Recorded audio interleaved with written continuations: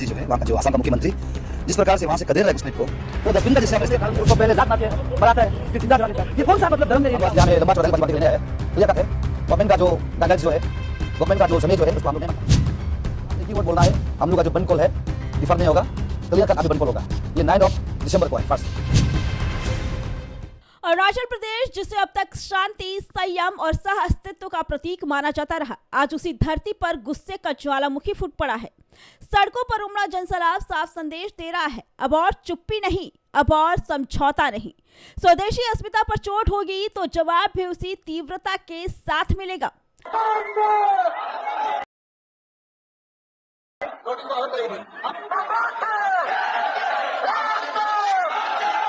अरुणाचल प्रदेश की धरती आज सिर्फ सड़कों पर उतरी भीड़ की गूंज नहीं सुन रही थी, बल्कि वो एक सीधी राजनीतिक चेतावनी थी।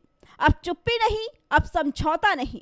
अवैध बांग्लादेशी घुसपैठ के खिलाफ राज्य में अब तक का सबसे बड़ा जन आंदोलन देखने को मिला, जहां हजारों लोग एक सुर में बोले, देश की सीमाओं से खिलवाड़ बर्दाश्त नहीं किया जाएगा।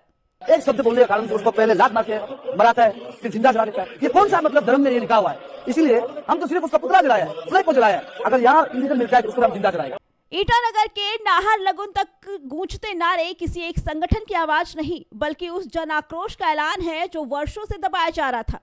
पोस्टरों पर लिखे शब्द, नारों की गर्जना और मशालों की लौ ये बता रही थी कि अब अरुणाचल अब सिर्फ देखता नहीं रहेगा, बल्कि सवाल पूछेगा और जवाब भी मांगेगा।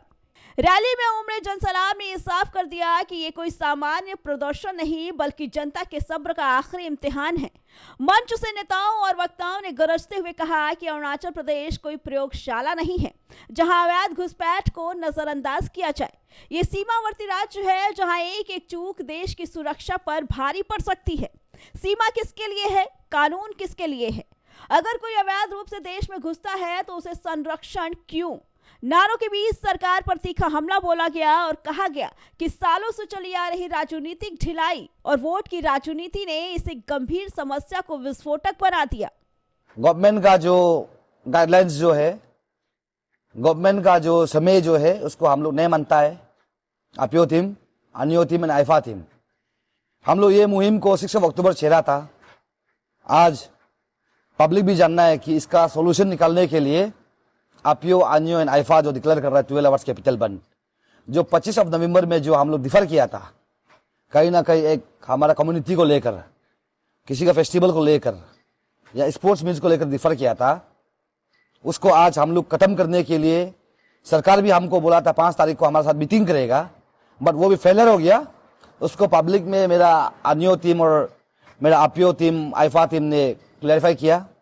आज एक ही वर्ड बोलना है, हम लोग का जो बंद कॉल है डिफर नहीं होगा, क्लियर कट अभी बंद कॉल होगा। ये 9 दिसंबर को है फर्स्ट। रैली में बार बार दोहराया गया कि यह मुद्दा किसी समुदाय या आस्था का नहीं, बल्कि संविधान, कानून और राष्ट्रीय हित का है। आंदोलनकारियों ने स्पष्ट शब्दों में कहा कि जो भी व्यक्ति अवैध रूप से भारत में रह रहा है, उसे यहाँ रहने का कोई अधिकार नहीं, चाहे वो कहीं से भी आया हो। जोशीले भाषणों में ये कहा गया कि अवैध घुसपैठ का असर सिर्फ आंकड़ों तक सीमित नहीं है, इसका सीधा प्रभाव स्थानीय युवाओं के रोजगार, जनजाति पहचान, जमीन, संसाधन और सामाजिक संतुलन पर पड़ रहा है। उन्होंने साफ चेतावनी दी कि अगर आज उस पर लगाम नहीं लगी तो कल हालात हाथ से निकल जाएंगे। हमारा जो हिमंत बिस्वा शर्मा जी जो है, वहाँ का जो आसाम का मुख्यमंत्री, जिस प्रकार से वहाँ से कदेर रहा है घुसपैठ को, वो डस्टबिन का जैसे हमारे स्टेट में अभी आ रहा है। यहाँ से घुसपैठ को निकालना, यहाँ से कदेरना, वो हमारा ड्यूटी है। और हम बिंग इंडिजिनियस, इसमें हम लोग स्टैंड है। हम लोग जो बनाया है ILP और पास। रैली में नेताओं ने केंद्र और राज्य सरकार से मांग की कि पूरे अरुणाचल प्रदेश में सख्त सत्यापन अभियान, सीमा निगरानी को मजबूत करने और अवैध प्रवासियों के खिलाफ तत्काल कानूनी कार्रवाई की जाए। उन्होंने कहा कि अब आधे अधूरे फैसले नहीं चलेंगे, देश को निर्णायक नेतृत्व चाहिए। मंच से यह भी कहा गया कि भारत मानवीय मूल्यों में विश्वास करता है, लेकिन मानवता के नाम पर अवैध गतिविधियों को वैध बनाना राष्ट्र के साथ धोखा है। साथ ही ये भी चेताया कि अगर सरकार ने जनता की इस आवाज को अनसुना किया तो यह आंदोलन और व्यापक रूप लेगा। अंत में गगनभेदी नारों के बीच साफ संदेश दिया गया, देश पहले, कानून पहले, सुरक्षा पहले। अरुणाचल प्रदेश की रैली अब सिर्फ एक प्रदर्शन नहीं रही, बल्कि सरकार के लिए स्पष्ट और अंतिम राजनीतिक संदेश बन चुकी है।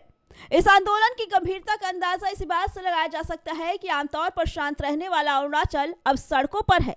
मशाल रैली, पुतला दहन और तीखे नारे ये संकेत है कि सब्र की सीमा टूट चुकी है। युवाओं का कहना है कि अगर आज आवाज नहीं उठाई गई तो कल पहचान बचाना नामुमकिन हो जाएगा। केंद्र और राज्य सरकारों के लिए सिर्फ एक स्थानीय विरोध नहीं बल्कि राष्ट्रीय सुरक्षा से जुड़ा चेतावनी संकेत है। प्रधानमंत्री और गृह मंत्री पहले ही अवैध घुसपैठ को देश की सुरक्षा के लिए खतरा बता चुके हैं। अब सवाल ये है कि जमीन पर कार्रवाई कब और कितनी निर्णायक होगी। कांग्रेस चाहती है कि इस घुसपैठिए हमेशा के लिए भारत में ही बस जाए और भारत का भविष्य घुसपैठिए तय करे। कांग्रेस यहाँ जमीन पर अवैध कब्जे होने दिए, हमारे आस्था के स्थानों पर हमारे किसानों के, आदिवासियों के हक की जमीन पर डाका डाका। बीजेपी एनडीए सरकार बनने के बाद अब उन स्थितियों को बदला जा रहा है। यहां के अवैध कब्जों को हटाया जा रहा है।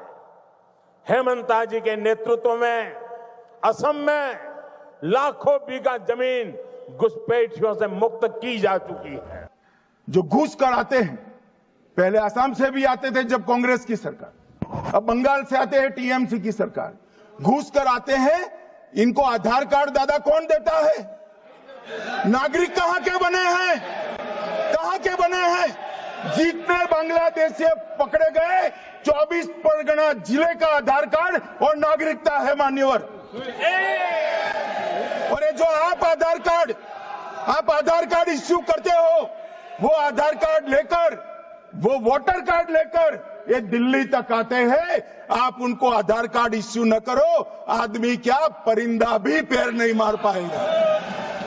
अरुणाचल के लोग ये साफ कर चुके हैं कि उन्हें दिखावटी बयान नहीं, ठोस कदम चाहिए। घुसपैठ को एक राज्य से दूसरे राज्य में ढकेलना समाधान नहीं है। समाधान है राष्ट्रीय स्तर की नीति, सख्त निगरानी और बिना भेदभाव के कानून का पालन। Bureau report, prime TV.